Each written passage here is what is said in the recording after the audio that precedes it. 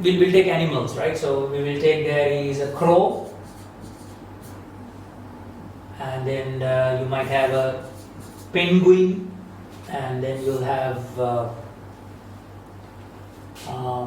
dolphin, and then maybe a tiger. You have a tiger. So if you look at this set, we know, but because from our prior knowledge we know that this is all mixed up, right? So because of this, we call actually this has a high entropy. Learn this word, entropy. That means it's confused, right? It's all mixed up. So if we want to actually classify this to something meaningful, then it will have a low entropy. That means don't need to focus on the technical word, but you can say there will be less confusion. It will be less. So we will classify, easily, which has feathers. Which has feathers, we'll say which does not have feathers, right? So as we know, I hope, definitely crow has feathers, and I have not seen a penguin, but maybe we'll assume at this moment penguin also has feathers. So you will now have two clauses, crow and penguin will come into one, and then you will have another subset where the dolphin and the tiger comes in. Now as you can see, this is much better because it has a crow and a penguin, both are like kind of birds, right? So maybe we can further classify these into two.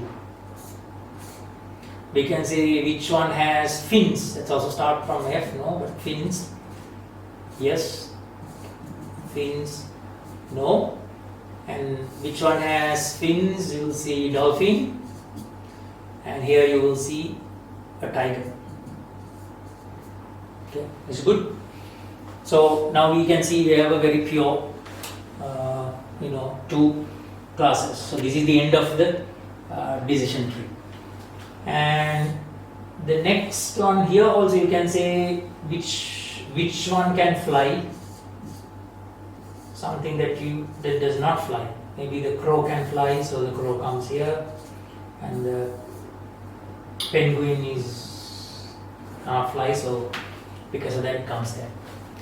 Now, this whole thing is called an example of a classifier called decision tree.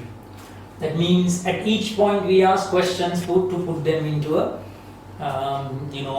much better, clear group, right?